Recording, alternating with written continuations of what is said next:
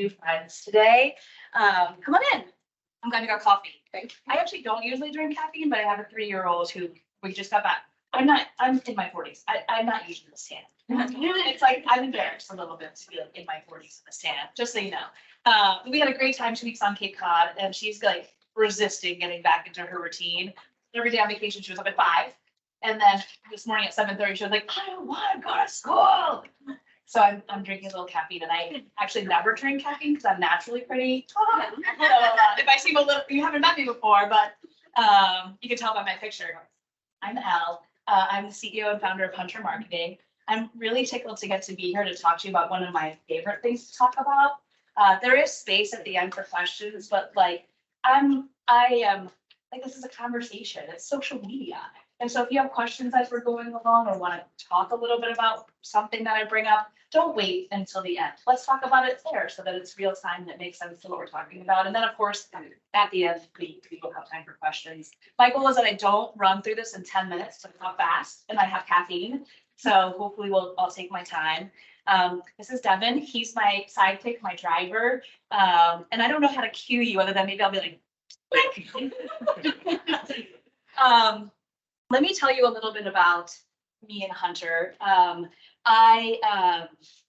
I meet people, I think it's like an interesting thing so we're talking social, right?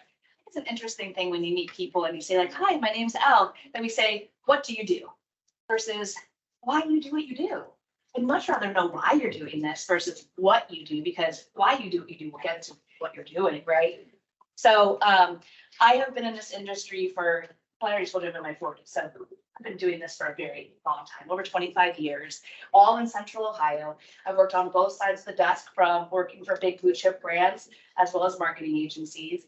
I already talked to you a little bit about my 3-year-old. Her name is Madison Rose. If you visit our website, you'll see that she's the Chief Kid Officer. She is. We actually lovingly refer to her also as the tiny dictator. Lovingly. And she knows it. Like when we're like, oh man, TV's here. But Madison, it took my husband and I, we actually are celebrating our 18th wedding anniversary this weekend, and it took us 15 years to get to become parents. And I always wanted to do my own thing, but I was scared to do it. It's hard as the breadwinner to jump out on your own and have confidence in yourself that you can do something that you love. And when I was pregnant with Madison Rose, I had this surge of like, man, if I'm not going to be with her, then I want to do something that I love. And I quit my job. I was 5 months pregnant. I quit my job and started Hunter. And we can become friends after this, and you can reach out and I'll say why we're called marketing. It's a long, lovely story we went through today. But started Hunter, and I started Hunter because if I wasn't going to be with her, then I wanted to do something that I love and something that would make her proud. And so now that Hunter, we are a startup, we're turning 4 in September. It makes sense that a lot of the work that Hunter Marketing does is in public service, because making my daughter proud also means making a positive impact. I'm not here to make buckets and buckets of cash. I'm here to transform an industry that I love. So Hunter is a full service agency, which are all these fun icons you see here. Full service to me is, if there are some people in the room that actually do work with me at Hunter, and we'll talk about who that person is in the room later, because you'll see. Didn't know he was going to be here, but you'll see him. I'm wickedly competitive, and I like to kind of have control over all the pieces to make sure that we are delivering extraordinary work delivered with joy. And that's our tagline at Hunter Marketing, and the reason that we say we do extraordinary work. And this is not a pitch. I'm not pitching you to work with Hunter. I'm just telling you who I am, so you have a little bit of confidence in what I'm going to share with you today, that maybe there's some validity to what I'm going to talk to you about. But our tagline is extraordinary work. Nope. Sorry, I gave the wrong finger.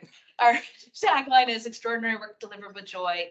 And what that means at Hunter is that we're very intentional about who we work with, the work that we do. I don't know how people do work that they don't love. It probably just feels like a job. And at Hunter, with the work that we do, a lot of that in public service, including MORPC as a client of ours, we're passionate about what we do, which is the joy part. The extraordinary work is getting to see it in the world, impacting people, whether that's public transportation, where to park, understanding pay equity, and all that stuff. And so extraordinary work delivered with joy is what Hunter Marketing does. And I hope that you'll take a little bit of this excitement that I have for my industry with you and bring it back. I really do want to stay friends and be a resource to you. So if you have questions after this, I'm gonna have business cards and all that fun stuff to give you, but please don't hesitate if you have questions about how to implement what we're gonna talk about. And if this is like way below your pay grade, I apologize, but I felt like it should be an inclusive conversation. So we're gonna start at the bare bones. Social media 101. And raise your hand if you have any kind of social media account personally. Almost. Okay, everybody does. Great. Do you have a particular social channel that like is your go-to, like in the morning? Are you the kind of person that gets up right away to see what's happened on social media while you slept? Raise your hand if you are. I dig it. My husband is too. I'm like, dude, yeah, the blinds are closed. Who cares? Tell me some of your favorite social media platforms. Anybody? Instagram. What do you love about Instagram? It's just where most friends are. Okay. I'm a millennial, so I feel like my life revolves around Instagram. I have moved away from that for a while. Are you more of a looker or are you more of a poster? Oh, I used to post almost every day as an obnoxious, and now I barely post, but I'm on there all the time. Why are you posting less? Well, because Gen Z has taught me that less is more. It's like when you post it like an impact. It's like, oh, you should post it. Exactly, but it doesn't have to be a great picture anymore. Just it can be mysterious. Yeah. And just I'm big on generational interest, so I pay a lot of attention. What do you do? Who are you? I could do communication with City of Arlington. Very cool. Yeah, so I do social media, but I find the generational differences on social media is super interesting. You have a lot of boomers on Facebook. So that's I'm on Facebook, so I got off Facebook. And then I find a lot of millennials are on Instagram, Gen X, both Facebook and Instagram, and Gen Z barely on Instagram, mostly TikTok and Snapchat. Yeah. Hey, what you should come here. Back. Nice to meet you. Yeah. Anyone else want to share their preferred social channel? Twitch. Twitch. Yeah, we're gonna talk about Twitch. Everyone know what Twitch is? You don't have to. You're not gonna get a grade in this. By the way. So social media 101, we're gonna talk about all of those channels. Does anyone in this room manage social media for your business? Okay, good. So I'm talking to some experts, so don't judge me. I'm always learning, so give me tips. Please chime in if I miss anything. Let's click it. So what is social media? I mean, for me, I didn't tell you a lot about my background, but I have purchased more than $100 million worth of media in Central Ohio in the course of my career. So I look at social media as a tactic overall. The thing I love about social media is the word social. And the way I think about social media is social, right? It's not just a box. So social media is a tool to build relationships with your audience. So I know people refer to customers, residents, clients, friends. We're building relationships. Like when you're sharing your pictures, Maggie, you're building relationships. When you're engaging with your friends' content, you're enjoying their lives or what products they're selling, right? Social media is not just a box to check. When building a messaging strategy, social media, just like if you purchase, does anyone in here buy media for their business? Okay, let me go back one more time. Oh, good. Paige-Sack delivered. That's my husband. I was like, we switched cars after vacation and I left.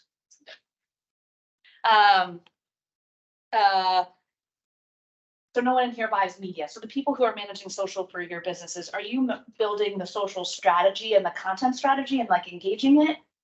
Are you boosting it or paying for any advertising on it? So we are trying to do so. Okay. We're having issues doing so. Okay, good. Because we're government. Yep. And we're being seen as political. So everything we try to do. So We're it's gonna a talk about challenge. Yep, we're gonna talk about that. I live in that world. There are lots of ways to stand around that, but we'll talk about that. And we can talk more about that one-on-one too, maybe during break, if you have questions. So as a media buyer, I think very strategically about social media. One, social media is super inexpensive, right? And we'll get, and I don't want to get too far ahead of myself. So let's go to the next slide. So here are kind of my descriptions, and Maggie, pretty much did this for me. Here are kind of the ways that I think about the 4 main social media channels that probably most of you, does anyone not have any of these 4 social media channels created? Is everyone on all 4 of these? I don't have Twitter. I don't have Twitter either. I don't have Twitter either. If you go to Hunter's Twitter account, it says like, we don't do this. Come follow us. Really, it's really, if you look at it, we say we don't do this. Okay, that's cool. So Facebook, as Maggie said, typically caters to an older audience and has useful functions like clickable links, events, and niche interest groups. There's something very interesting about Facebook, despite the fact that, as Maggie said, it's getting like a little bit older. Her mom's on it, which I don't know. I'm on Facebook too. I'm old. But the audience there is massive. And with the targeting capabilities that are there and the content that you can create, it, unless we're doing something specific with the other channels that we'll talk about, Facebook probably needs to be a part of your strategy. Just because the audience is there, even if it's not a channel you engage with. Maggie, do you still go to Facebook? Are you totally on Facebook I only have a profile because I have to be connected to my. for work? I haven't had Facebook in probably 7 years, Okay, but I know how to utilize it. Yeah. For work. Yeah. It's literally has nothing. cool. I'm not trying to single you out. We just Yeah, became fast friends. It's fine. But Facebook is a pretty still relevant channel in a lot of ways. And obviously in the structure of the Zuckerberg Meta world, there's a lot of opportunity, especially in political, especially if you're talking to kind of some of those older demographics, let's say 35 plus, and you're looking for them to have buy-in, Facebook's pretty relevant. Instagram, which I personally love because I'm a storyteller. I love imagery. I love romanticizing what my friends are doing and where they're going and how their babies are growing up.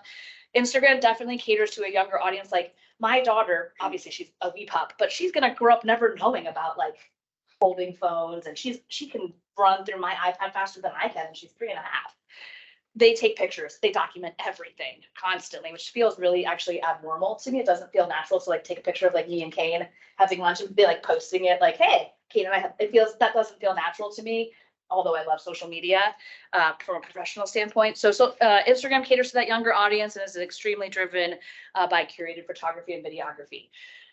Instagram is having a midlife crisis with the creation of TikTok and trying to figure out how to remain visible with TikTok. And so we're going to talk about how Instagram used to prioritize content versus the way that Instagram is prioritizing content now. And it is directly linked to TikTok. LinkedIn is an incredible space. I don't know what everyone in the room does, but from a professional standpoint, let's take ourselves out of our personal world. And LinkedIn really is a professional channel. And so if you're posting content on there that is like Madison Rose's 3rd birthday, not a good idea, especially if you're managing a public page or a professional page. LinkedIn is a place where even if you're thinking about recruitment, you need to think about the ways that you're using Instagram and Facebook differently than how you think about using LinkedIn for recruitment. You don't want to show on LinkedIn that your team had a huge golf outing at Topgolf. Don't you want to be a part of our team? Not the right platform. You want to be creating content on LinkedIn that showcases your business, is searchable in the competitive landscape, is helping with your overall optimization of your website. And it needs to be, if you want it to be a successful tool organically, it needs to be pretty well thought out. And I had put this presentation together before I went to Cape Cod. And while I was in Cape Cod, Elon Musk rebranded Twitter. Did you just say X? I don't know. X.com. So that didn't seem like I was behind the times. I added, but in case you weren't aware of that, we've got our Twitter, X.com. There's something very interesting about what's happening with Twitter in kind of the race of prioritizing that social media, why social media is so important, because I'm going to talk to you a little bit about how these pages have to stay relevant, how they're constantly trying to evolve for the ways in which their users are using their technology. Twitter is a great tool for like news, urgent alerts, or I guess it's evolving. But right now, the way that we're going to talk and think about Twitter is kind of like that tick, tick, tick thing that runs in New York Times with like the most updated news. We're the agency of record for CODA, our public transportation system.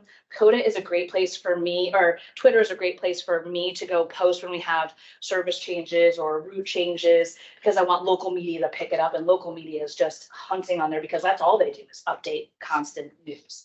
Yeah.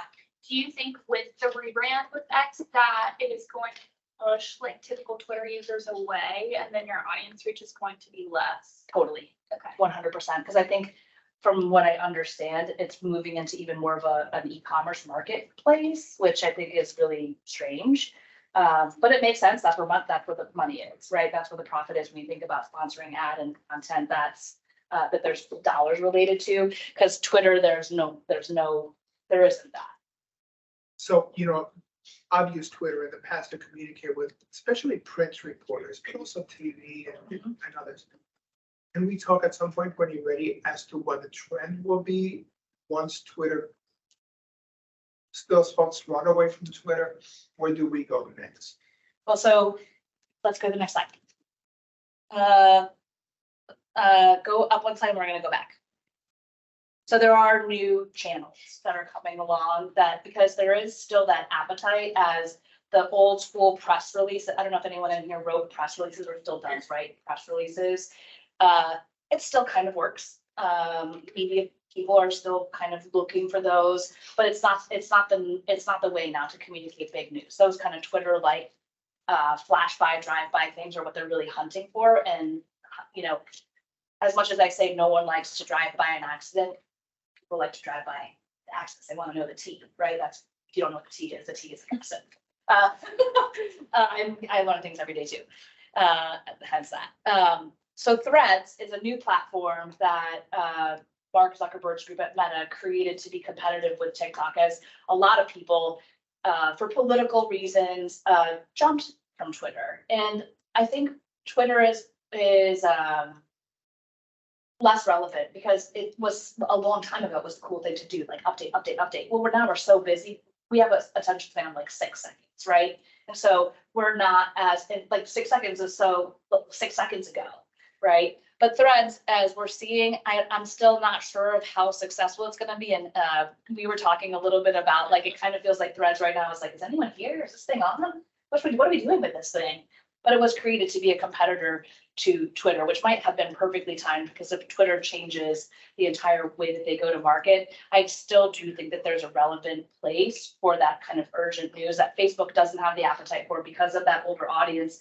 Instagram is all about storytelling and creative, and LinkedIn is about work. So I think there still is an appetite for a place to get quick updates, but I'm not sure where it's going to go, to be totally transparent with you. And TikTok, I was doing a messaging workshop at Impact, and I got to speak to 2 very different demographics. One of them was their Empower group, which are like 18 to 24-year-olds. And man, these guys like knew everything about sustainability. And I was like, how the heck? They're like, what, TikTok? Everything on TikTok. Very interesting thing to talk about TikTok. It might not be the right vertical for the work that you're doing because, again, super strategic, heavy video content. We'll talk about that. Can we go back one slide? Yeah. With Instagram, do you guys have any data about when you're putting in links, like go to my bio for a link, like are people doing that? So tiny URLs or link trees Yeah. are what you want to do. So if you have a link tree that's going, and some of the biggest media outlets, like if you go to like the New York Times or the New Yorker, have some of the best, like Vogue has a great one, Hunter has a great one. If you go, it also kind of creates a library of important content that you felt like was important.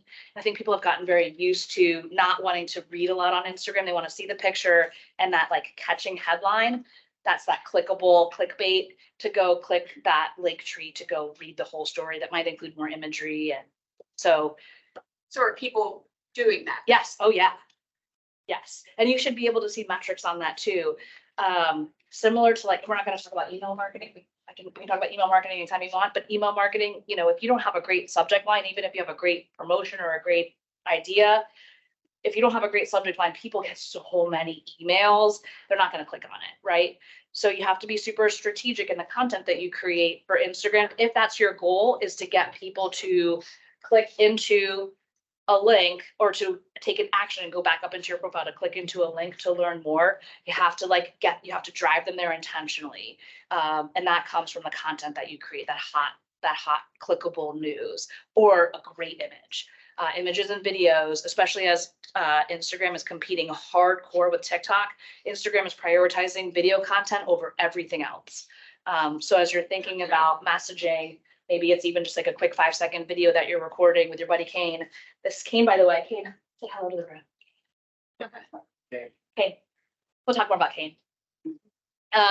Is the algorithm, which we'll talk about what that means, is prioritizing that kind of content as well. So the more engagement that your posts are getting, the more it gets rolled up into that algorithm, the more people are going to see it.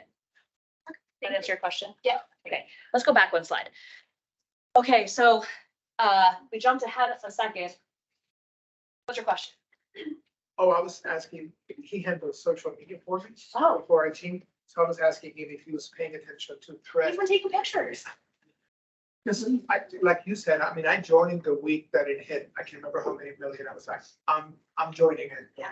But then it's kind of died down and I'm not seeing any movement. I think it was a clever idea with a bad strategy, a bad to-market strategy. It was like a Band-Aid and then you jumped in the pool. You were like, but I think it has potential. I really do think it has potential. But it needs to figure out it needs to figure itself out, right? And people are not deleting the app; they're just not engaging in it because it's like I told you. For me, everything I'm reading is like, is anyone here? Is this thing on? Hello? And I'm too busy.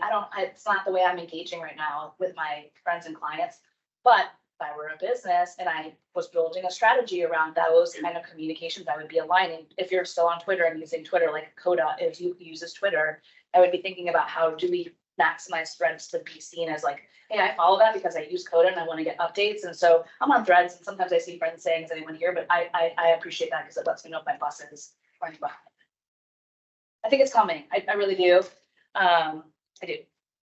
So social channels aren't stagnant. We're going to talk about metrics and the way that things evolved. And if you've been on social media for a long time, like I went to boarding school, and in boarding school, we got these directories of everyone's faces and we called them, guess what? Facebook. That was in Massachusetts. Guess where a lot of my former friends went to college? Harvard. So I've been playing around with Facebook for a long time, but they pay attention, and all those cookies you're accepting and permissions that you're giving and privacy settings that you're giving personally and professionally is paying attention to it and evolving it because it wants to stay a relevant place for you to come to use to sell things, communicate things, share things, engage with, learn from, etc. So branding changes and evolves. The example is Twitter switching to X.com. Algorithms are modified constantly because of the cookies that we are all accepting in our buying behaviors and what we're searching for and what kind of content like social media is paying attention to the content you say on longer or that you revisit or that you share, how often you're going to those pages and liking, sharing. It's all being kind of paid attention to. And we'll talk a little bit about artificial intelligence in this conversation too. So a great example of that is Instagram feeds used to show the newest content. So like if I posted right now, that would pop right up in your feed. They're not doing that anymore. Now they're prioritizing the most engaged content, which is a little bit about being strategic in what you're writing and how you're posting it and when you're posting it. So it doesn't matter if at 8 in the morning, you're like, everyone's waking up and they're drinking their coffee and they're like my husband and they're looking at social media. Doesn't work like that anymore. That content's going to get prioritized about how you put it together, which has a lot to do with SEO. Yes. Do they still do that even if you opt for following versus, you know, how you can toggle and change that? Yes. So even within that, who you're following, they still, Yes. You get prioritized by engagement and engagement on your page. So if you have super low engagement, which means engagement is not just a one, like in a social relationship. Like if I'm talking to Kane and he never talks back to me, I would not say we have good communication, nor would I say he's engaging with me, right? We have to have good engagement. That's what that means, is how quickly am I responding to, if I own the page, let's keep using Coda because it's easy, right? If I'm Coda, how long does it take me to respond to things? Am I engaging? Am I liking? Am I commenting? Am I moving conversations? How often am I posting? How connected to that is my website and other content I'm posting on other channels? That is what gets prioritized because the algorithm is saying, hey, my followers and their followers like this content. They don't care less about me drinking coffee right in my car. well, I used to have I currently work for the state of Columbus, but I used to have a small business, and there was a big push, especially during the pandemic, when everyone was resharing those graphics that were like, don't just comment, don't just heart it, and they would even show like, here's the share button, here's the save button, like, because they were trying to push that and talking more to their audiences about like, this will help us as small businesses if you engage. Yeah, so it's almost that transparency thing, like, please talk back. I almost like with a great majority of the accounts that I work with, I obviously strategy is like super important, but like I'm less worried about posting content and I'm way more focused on engaging in that content. Even if it means that the page hasn't posted in a week, but my team has spent 20 hours engaging, and there are social media listening tools, which we're not going to talk about today, but happy to talk about with you another time, where you can plug in terms for your business or your services. My friend Kane works for the Department of Public Service. And so, plugging in things that like might be their hot topics of public service, like potholes. And so that anytime someone says potholes in this city of Columbus region, the DPS page can get in there and be like, hey, did you know that if you call 311, we patch potholes in less than 24 hours? Like, no need to get a flat tire when you're entering ramp runs. So that engagement piece helps when you post. It's like, man, these guys, they get the joke. Can I ask you? Of course. Sorry, Don't say sorry. What? I'm gonna make everyone, if you say sorry, you have to do a burpee. thank you. Okay, so don't say sorry. Is there a fine line with that, with like, I don't know if people in the room are familiar, probably since we're in social media, but like, all those, is this the same thing that you're describing as those dummy accounts or real accounts that will, if you hashtag a certain thing, they're like, posted on Ohio Family Up, it's so annoying. So annoying. So, those tools are definitely posting for those hashtags and posting. Those are like bots. Right. And, I guess it's kind of similar. But it's like, you can tell when it's a real person. Oh, yeah. I mean, this is the real page. Like, I also have some pizza clients. Right. And so anytime, but Romeo's Pizza is incredible. If anyone in Central Ohio is like, man, I love a pizza. Guess who chimes in there and is like, hey, Romeo's is offering a $5 coupon on an ATM. And we do that, and we focus hard on that versus putting a graphic with a delicious looking pizza that says $5 off tonight. Instead, we go look for people who are thinking about eating pizza. But we can also target people who have eaten pizza in the last 30 days, have been to the Romeo's website, like the cookies, which we'll talk about, the ways in which we personally are engaging with brands, sets it up to make it very easy to make sure that if Kane is hungry for a pizza, that when he gets onto his computer at 11:45, because he's like, I want some lunch, that Romeo's is like, deliver, click this button, right? So I personally think it's awesome. Like, I don't have any interest in buying a Ford truck. And so if anyone serves me a Ford truck out, I'm like, I know you wasted your money on me. Versus like I have a 3-year-old. So yes, fed me some summer swimmy things and juice boxing things. So yes, I didn't even know that I should be doing that. So I just don't understand how accounts like that, Ohio, listen on the Ohio, blah, blah, blah, like how do they have such massive following when everyone's in favor of them? So they Like buy their followers. they pay a lot of money and they buy a lot. And they buy So annoying. it's so you can block them. I have like Coda, right? Block those pages. But in government, like I know there are some city people here.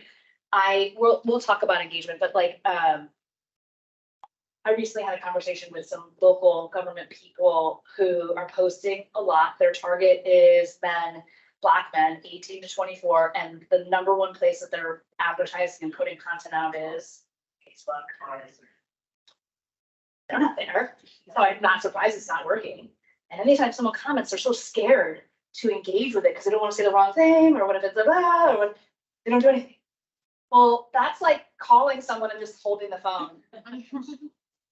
Like, well, don't do it at all then. If you're not gonna have the courage to like answer questions, move conversations offline, don't post anything, right? Like, this is a social platform. Buy a billboard, buy a dispatch ad, get a radio ad, do something different if you need to get the message out and you're not prepared to engage with it, because negative conversations are incredible. I mean, Coda has a lot of stuff going on. The pandemic hit them in the, you know what, and service has been interrupted and routes were changing and customers, the last thing that they want to do is leave a customer behind, but they are not operating at full service.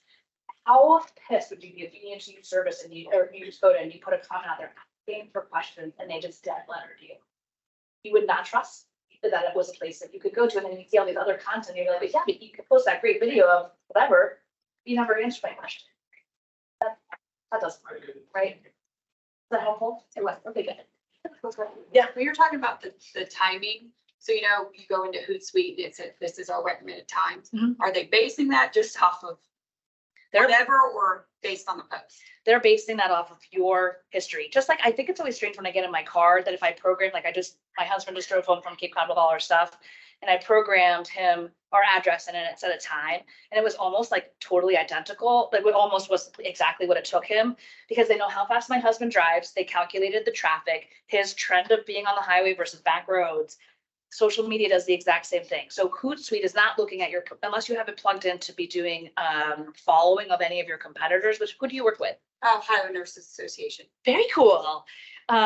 So unless you're following another state's nursing group, or I don't know who some of your competitors might be that you're hunting for different, like for their We attention. don't really have any competitors. We have people that are more so enemies. Yeah. that we're- Well, like, for instance, like we're seeing what the hospitals are putting out because we're for nurses. Right. So Hootsuite is looking at what time of day you post. And if you do it at the same time, all the time, you're not going to get anything really exciting from that data because you're not really giving it anything to gauge. It's going to spit out for you potentially maybe some recommendations, but depending on what other tools you use Hootsuite for social, like if you also use it for email or your CRM, whatever you use it for, it'll look for data to give you the best recommendation. But if you are doing different days and different posts and there really isn't a strategy and it's just kind of haphazardly post when you get something to post, those recommendations are fairly accurate on the ways in which your audience engages with historical content. Does that make sense? Yes. Okay. So this is good for you. Meta flagging and rejecting ads with certain words in an attempt to reduce misinformation.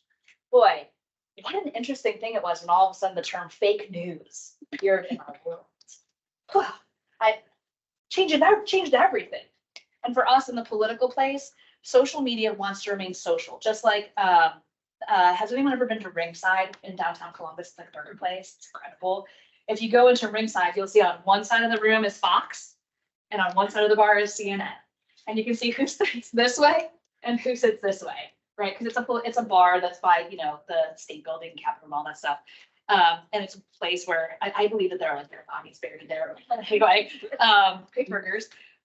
Social media does not want to do that. They do not want to allow it to become Fox News or CNN. They don't want it to become a political place where people are having big political conversations driven by advertisers, driven by political institutions that might be advocating for their initiatives.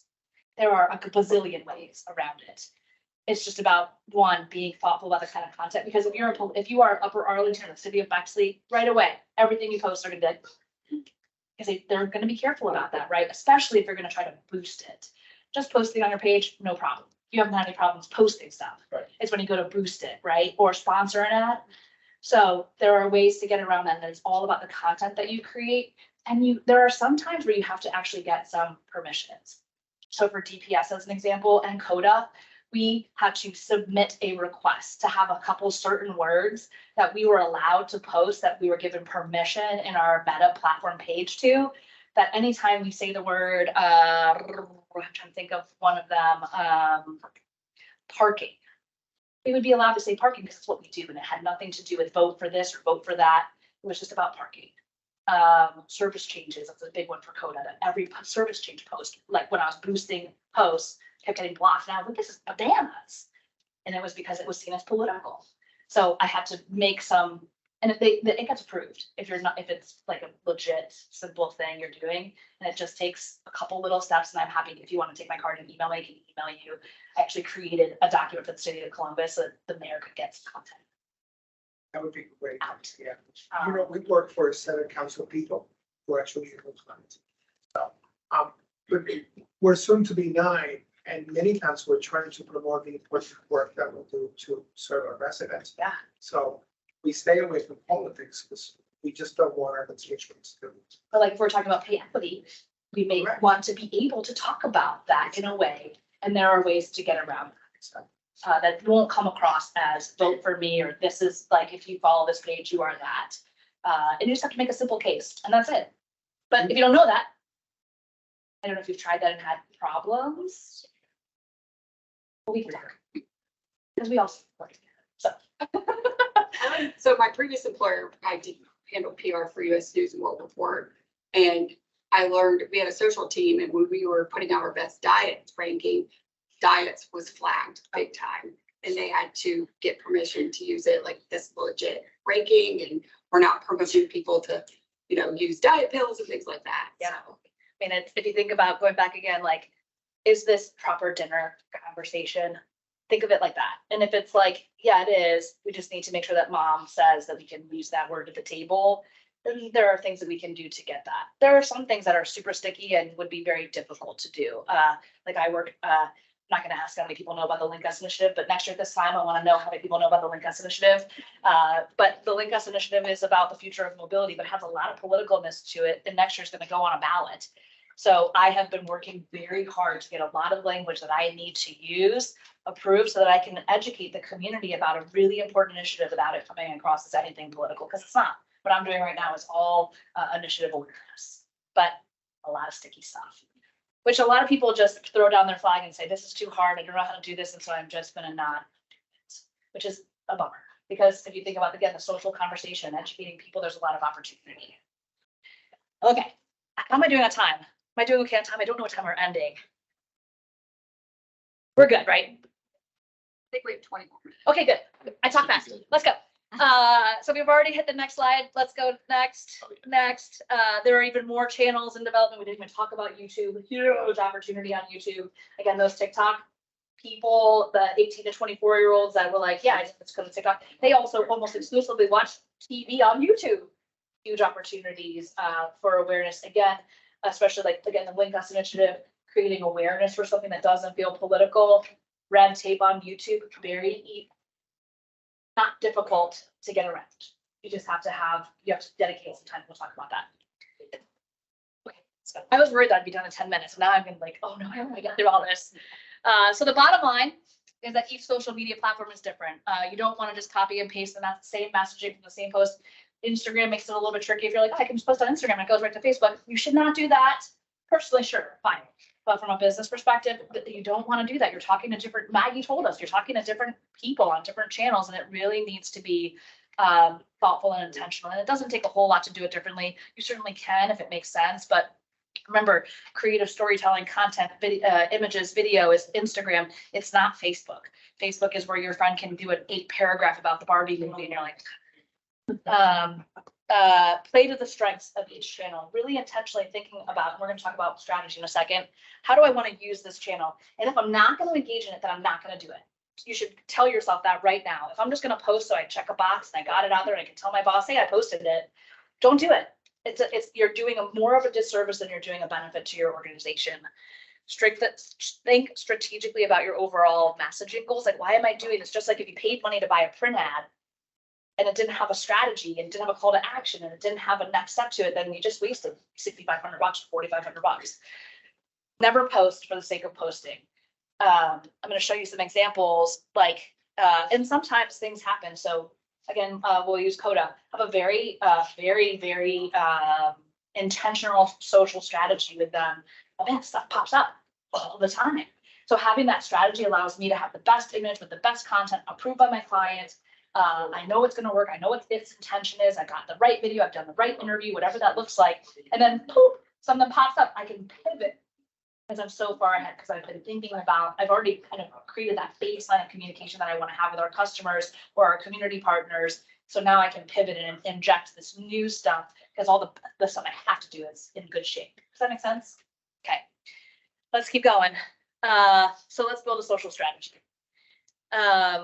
And you can go again, start with why. Why do we have, yes. Is it possible to get a copy of this? Of course. Sign that. I think everything's being recorded, and I think they're gonna share every session and every deck. Okay. And you can take my card. So like, you don't have to pay me money to like have a conversation with me about this. So you can call me, email me, and And then it's down the road, you're like, well, I'm not paying somebody to do some of this, and that's cool too. Okay. We're friends now, right? Yeah. So why do I have these social pages? Like I told you, if you genuinely go to Twitter, you search for Hunter Marketing, it will say, hey, welcome, we're not here. We don't play here. Come follow us over here. Because I don't have it's not the right medium for what my agency does. But I definitely manage a ton of Twitter pages from pizza to public service. So what's our goal? What's our goal of social media? Just like if you are purchasing media, a newspaper ad, a radio ad, a TV spot, an out-of-home billboard, what's the goal, right? Social media is a great tactic that can be a great accompaniment to a much bigger buy. It also can be a great solution if you have very little budget and need to get some word out. And so it has a place, but what's the goal? Do we want to increase awareness of an initiative? Do we want to spark a conversation about an innovation? Do we want to develop brand ambassadors? Are we looking to hire people? Like what am I doing? We never want to post for the sake of posting. We want to identify 2 or 4 overarching themes that speak to the big picture goals. Those are going to be our drivers. And so if you are in a meeting with your development team or a board or whoever you work with, and you hear someone drop a little nugget that comes through and is like, oh, that's one of our overarching goals, that should trigger you right away and saying, is this social media worthy? Is this paid advertising worthy? Is this something I need to get out in like memo? If you hear 2 of those things come through the line, you're like, this is social media worthy. Should I buy some media to go with this? How am I going to get the word out about this? And depending on how many you have, you shouldn't have 20. I would say more than 4 is too many. That are your overarching driving goals, like recruitment, if there's a retail component to what you do, if there is a services component to what you do, if there is a sentiment part of what you do, those could be your pillars. So we're trying to increase sentiment. We're trying to increase for CODA. We're trying to get ridership, right? Like those are the things that when you're in conversations, like if we have a service change coming up, that trickles a whole lot of our pillars that would then drive like, okay, we need to create a strategy around that, right? So write down all your upcoming events and programs. Like if you have been in your role for a while and every year you do what's the big festival they do in Pickerington? Like a big festival in Pickerington. What is it? Is it pickup? Something. There's something in Pickerington. If every year you guys are there, then you want to keep track of that so that as you're planning out the year and thinking about events that you're going to be at or places that you always are going to be at, you want to make sure that your customers, your target audience, the reason that you're there, know you're going to be there. What are you going to do? Like, what's the reason that you want to make sure that you stop by to see Kane at a, I don't even know, a Rise event, right? You want to understand what the goal of being there is so that you can do a good job and then capture it and share because you want to create that FOMO. If you don't know what FOMO is, fear of missing out. My 3-year-old has that entirely. That's why she doesn't want to sleep. You want to establish an achievable, consistent messaging cadence. That could be once a month. And that once a month post for Maggie is like, man, Maggie, I missed her. I love when she posts. It could be 3 times a week because you have some big stuff and you want to make sure that you're staying really relevant and the content that you're putting out there is valuable, right? Because just like all those emails you're getting in your box, like I'm watching Kane right now on his phone. I just gotta share I'm just kidding. the video. Yay! Is people just scroll and they stop when they see something. It's like, oh, what's that? Right? So what's that engaging content look like? So plan posts with intention. We can keep going. We want to identify big picture topics. And so if you're in specific verticals or industries, you want to know what is happening with everybody else, right? And you want to kind of be ahead of it if possible. You want to be a trendsetter even if possible and have people start copying what you do. It's the best compliment ever. So like look out the whole year. What's coming up? What conferences do we want to go to? Every year we know that less people ride the bus during the winter. So how are we going to encourage more ridership in the winter? Like think strategically about your communication plan, and then that will drive you to thinking about supporting those overarching pillars that you're going to create, which will then lead to the kind of content you're going to create, whether that's week over week, month over month. You want to break the year into topics that support those dates and overarching goals. And so maybe we're talking about potholes. Maybe we're talking about keep Columbus beautiful. And so how are we doing a good job of really making sure that we're let's talk about Sustainable Columbus. Sustainable Columbus has like a bazillion side gigs from Blue Point to Green Spot and Keep Columbus Beautiful and Parks and Rec. And so how do they do a good job of making sure that they get the street credit for all that work that they're doing? they have to come up with a strategic plan, right? To make sure that it all feels cohesive, and at the end of the day, the top of the food chain gets the top credit, right? Group topics by month, or logical breaks. Does that make sense? How's everyone doing? Am I talking too fast? Okay. Let's go, keep rocking. So here's just an example. This is a very aggressive messaging calendar, and it is with 3 messaging pillars: people first, data driven, and being a thought leader. I made this up. This isn't anybody's. This is I made up.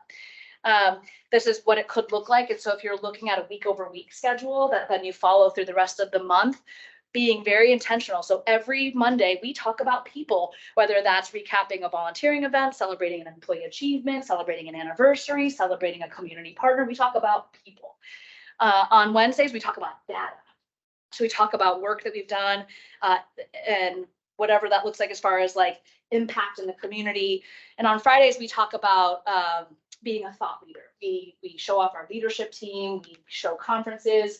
We are looking for content that is intentionally speaking to the work that we do to be seen as experts. And what that does is, if I know that every Monday, as I look to plan for, let's say, September, that I put content that's people first, it makes me think about what's happening with our people. If I'm thinking every Wednesday, I do something that's around data. What are we doing? What's the impact? What's something that would make my community feel proud, my clients feel proud, my employees feel proud? And then being seen as a thought leader could be a great white paper that I'm putting out that then goes to the website, could be your president, William Murdoch, introducing a great conference that they're doing. This strategy could also turn into the first week of the month, we talk about people. The second week of the month, we talk about data. The third week of the month, we talk about thought leadership. Depending on budgets and bandwidth, this could be in January, we talk about people, a post, etc. You see where I'm going. So it doesn't need to be this consistent. It's all about your goals. The benefits of a strategy that allows you to be proactive. It empowers you to produce the best content. When you know what your plan is in advance, you know that you need this image, you need this interview, you need this video, you need this many people to approve it. I have some clients that have 5 different layers of approvals that things have to go through. So if I want something to go out, I need to be super proactive. Or by the time I get an approval, it's going to be so old news. I can't do it, right? It enables you to budget for paid ads. So if you're thinking about that 3-tier strategy, if you're starting to think about this content about my president is pretty important, I might want to put some money behind that here. This white paper I'm going to put out is pretty good. I might want to put some money here. It allows you to kind of think strategically about budgets too. And it allows you to be flexible to the real world so that you are so future forward that if something demands your attention right now, it's not interrupting a current plan. It's interrupting something that's going to come in a couple of weeks. So you can go, okay, hey team, we're going to focus on this right now, and we'll come back to that when we're done with this thing that needs our attention right now, because hey, the mayor's going to pop up and do a speech about product. We want to be there in real time and get a good quote. Let's keep going. Okay, so I hope I get through all this. This is where most organizations stop what they do. And I've gotten super ahead of myself in talking about engagement, but that plan, this is everything that we just talked about, is everything about the post, nothing about engagement yet. Everything that we just talked about is all about what's the right vertical, how often do we post, what do we post, what channels do we post on, and should we budget any money for it?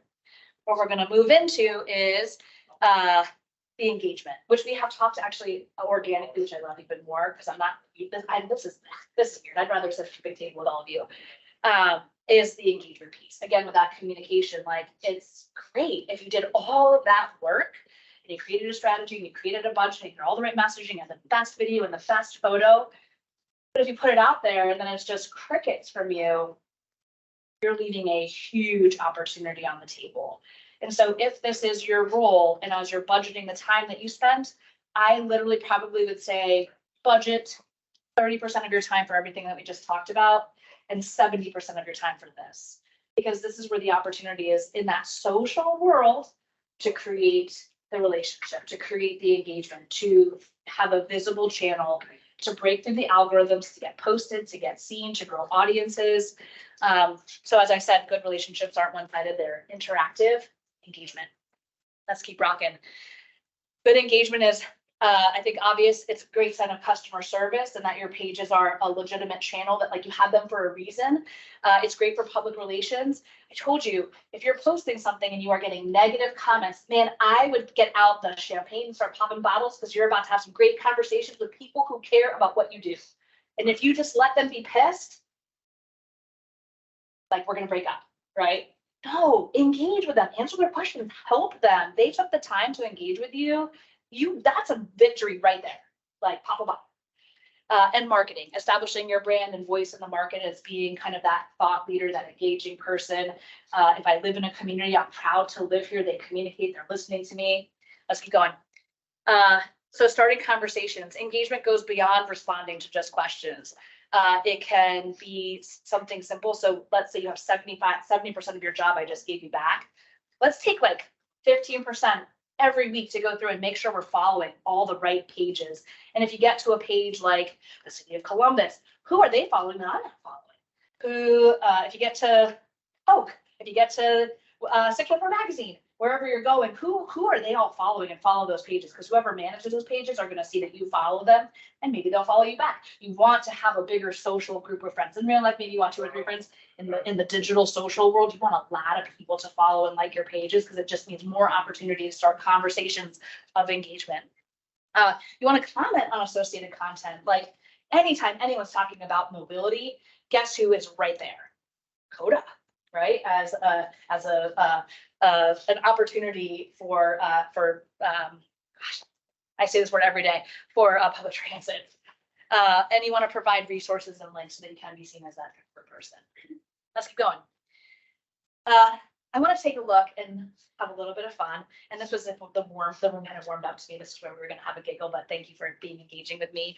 Let's take a look at the good, the bad, and the ugly when it comes to engagement. Because if you don't have a strategy and you don't know your voice and you can't have fun with yourself, then it also could backfire.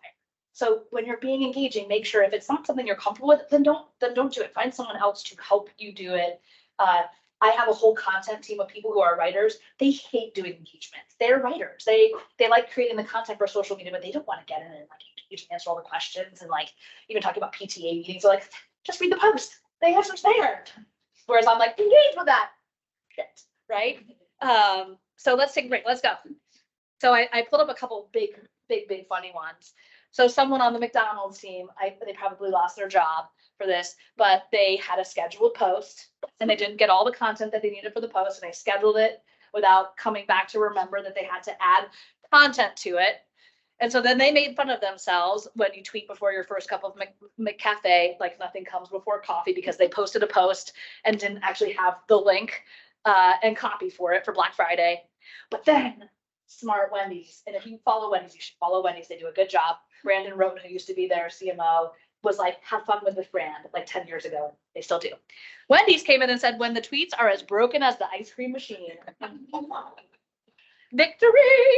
I just pulled a couple fun. There are so many examples of good and bad. So here's an Amtrak one that I think is really funny. On February 4th of 2016, this guy said, guys, I'm trapped in an Amtrak elevator at the BWI airport, help. And on September 7th, they came in and said, we're sorry to hear that. Are you still there? I hope not.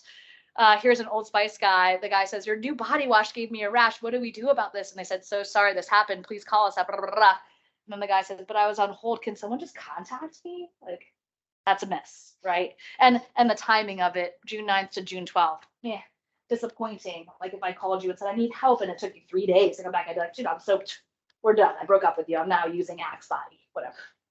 I don't do that.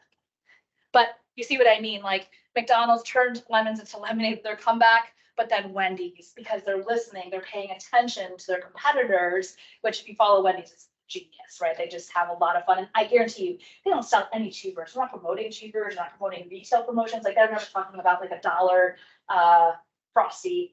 All they do is this, and they pay attention and show you that you want to eat. You like their content. You think that they're funny. Their food must be good. Yeah, I don't want to eat at McDonald's. Right. Exactly. We keep going. Okay, so reporting for social media. Let go.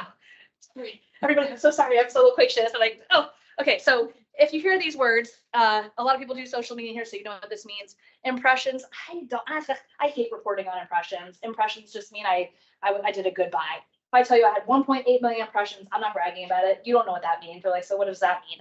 I'm a lot more focused on my reach. And my reach means the number of people who like served my content, not the available impressions that I purchased, but the actual reach. And that reach number still is going to be pretty good, but it's not going to be 1.8 million, but it might be like 725,000 or 250,000, which, hey, if this room was full of 250,000 people, I'd be pretty tickled about that, right?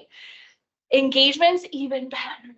Because if they're engaging, it's the number of times people liked my post, the times people commented, they shared, they interacted with me, they engaged with me. And hopefully if you do a good job with engagement, that number just continues to go up. That's where you should live. If you're reporting metrics to anybody that you work with to show them like, I'm doing a good job, this is what you want to see grow month over month. My reach, my engagements, and my followers.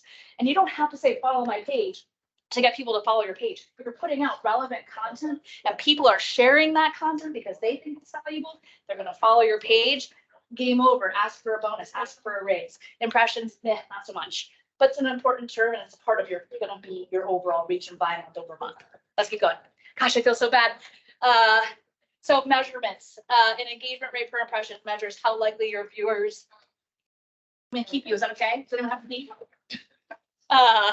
How engagement rate per impression, how likely are they to engage with your content? Engaged users are the number of people who choose to interact with your content. Man, I would pay attention to that number and make that a KPI. Inbox rate, response rate, Facebook, Twitter, Instagram, every page that's professional will tell you how quickly I get back to you. Coda's is less than 47 minutes. When I took it over 5 years ago, it was like 6 days. If you see that I'm going to get back to you in less than an hour, that means I trust you to tell me if my bus is not going to come or not, right? It's a big deal. But it might not be important to your customers, like the Nurses Association. It might be cool if you get back to them in 3 days, but pay attention to that. And then the mentions, the number of times people are talking about your brand. If sentiment is one of your pillars, you want to pay super close attention to that and even create a benchmark for yourself of when I put out content about a service change, who is talking about it? Media, people, what's the sentiment? Are people hating me? Are they loving me? They are appreciating me. Like, code is bringing back more service. So sentiment has been bananas. It's amazing to see people being like, thank you. Okay, let's keep going. Okay, outside the algorithm. I feel so bad. We will,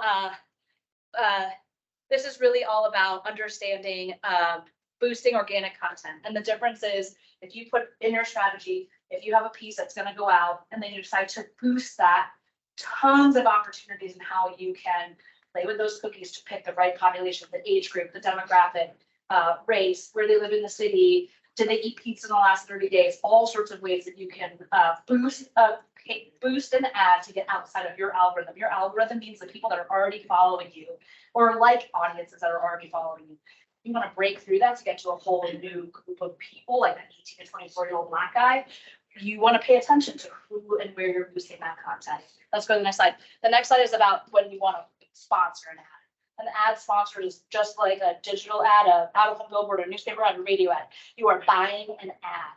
For you guys thinking about political terms, this is where you have to put your energy into to getting those permissions, because you can boost content all day long. They'll sticky tape it, they'll pull it, but if you can get permission here, then everything else will be free runway, right? So the difference that you see right there, you all know this sponsored ad versus that boosted content. Boosted content doesn't feel like a sponsored ad. It just feels like, oh, okay, I'm seeing this because this is related to me versus that sponsor and it's a much bigger buy, but still important. Let's go.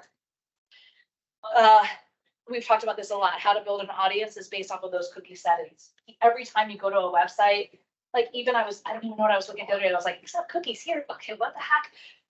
All those cookie settings are how you're building your digital profile, the things that you're searching for, when you're searching for them, how long you're staying there. And as media people, as marketing people, thank God, it makes our job so much better so that we can show how successful we are, because we are constantly targeting the right people who want to engage with us, including in the political space. So if we're looking at people that are, what channels are they watching? Are they watching Fox News? Are they watching CNN? If I'm doing something blue, I don't want to be over in the red, right? I want to make sure that I'm over here. If I'm trying to convert some people, I'm being super strategic about how I do that, and I'm paying attention to those cookie settings, right? Or the profile. Let's keep going. I feel like I'm in a marathon, a sprint. So how to build an audience. Sponsoring content can help you reach audiences who may not have seen your content otherwise. This is breaking out of that algorithm.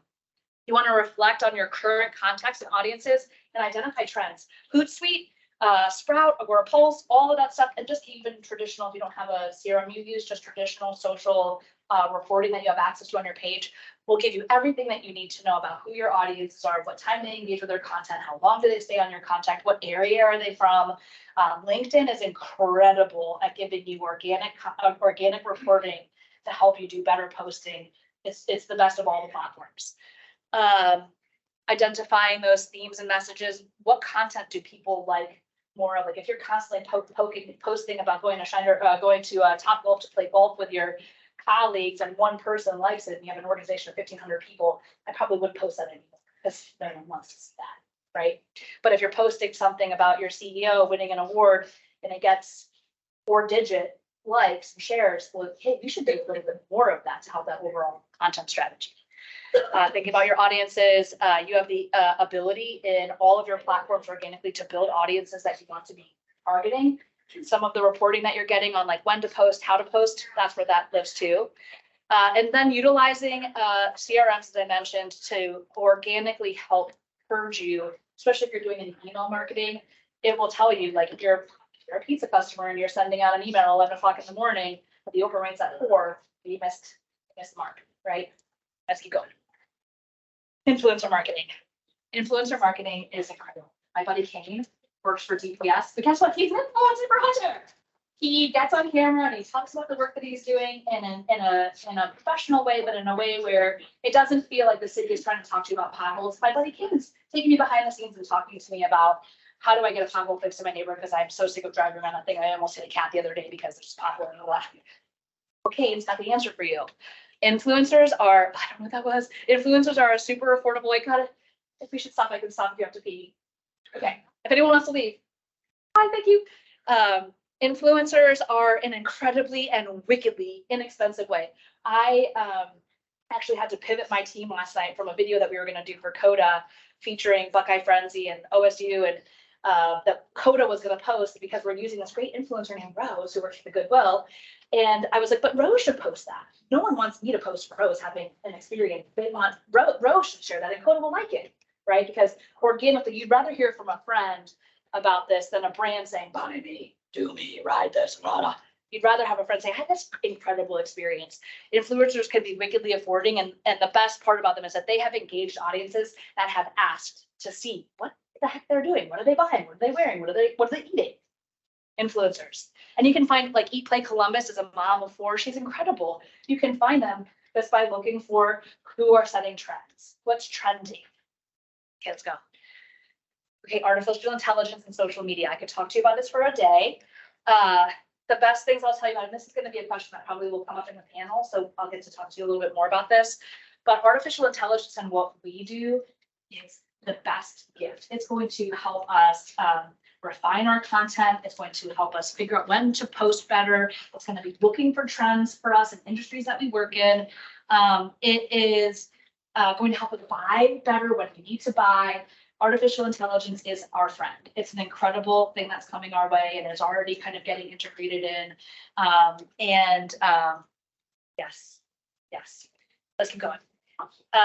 With safety, with AI, it's not a person. Like recently, I don't know if anyone heard that someone recently asked an AI tool, like if you could be recreated into something living, what would you be?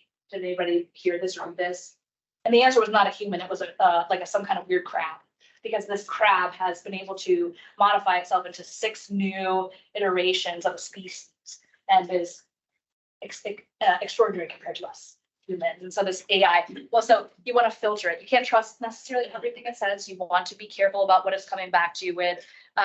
It could be a tool where you're getting information that is maybe very logical, which is good, but might take out the human part of it. The buying part of it might just be looking at dots and spots, which are great. Doesn't tell a complete story. Let's keep going. Okay. So social media is one piece of a puzzle. It's a great tool to support your overall marketing strategy. It could be your entire marketing strategy if it needed to be, but really it's a complementary tool.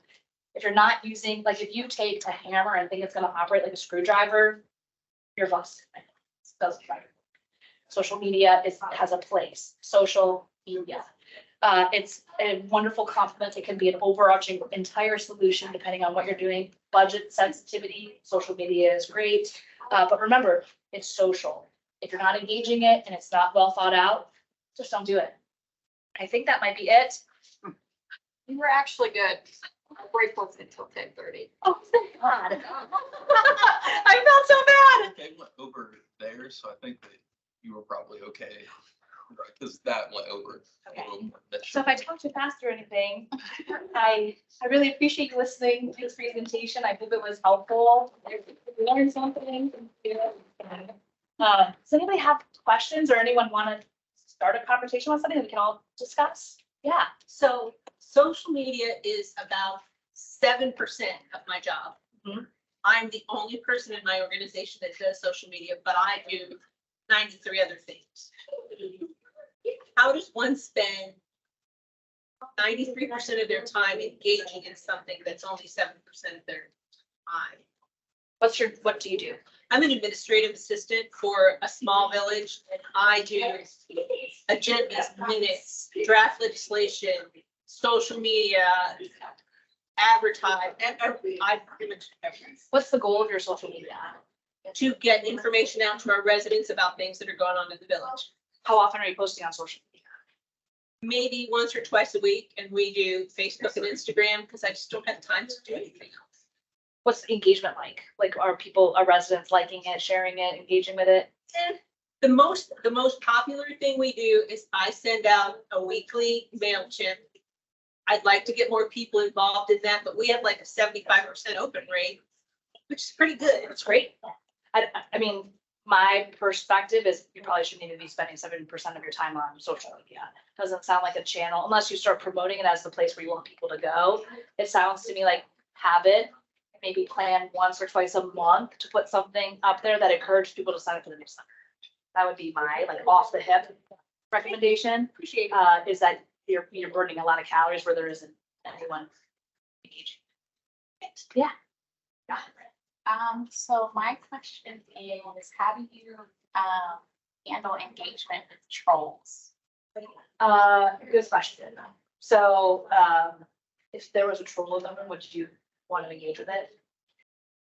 No. Yeah, but how do you define troll? Because I think sometimes there's a misconception about something like in the political world, you get a lot of attacks. And an attack from a constituent is not a troll. Yeah, no, For me- have some like just ready responses. Like I have probably 7 on hand responses that just are automatic things that we say when it's like we don't want to seem unpresent, but it's obviously either an antagonist that we're never going to win over that's always going to just kind of punch us in the face and just try to push it to have a conversation offline. And then you've answered it. You do respond, but just like, Yeah, and try to get, and anytime you have someone who's super hostile that like, you're not gonna convert it to more damage, the goal is get it offline. And so, yes, we hear you, message us a direct number so that we can talk about it with you directly, or shoot us an email so we can solve this problem. So that it looks like if a consumer's coming, they say, hey, they're there, and they try to solve the problem, even if the guy comes back and says, well, here, I don't want to give you my number, I'm sitting right here, well, then we stop.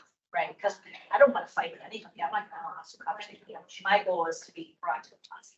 Ideally, other audience members jump in this And section. they usually do. They usually do. But if you just don't engage with it at all, then they want. So try to get it off, get it all the time, get it offline. I will say, if you guys follow ODOT on like Twitter, Yeah. specifically Matt Running, he does a really good job of like interacting with people that have like negative comments and like making it funny, but it might not necessarily be on ODOT's Twitter page. He does a really good job of that. Yes.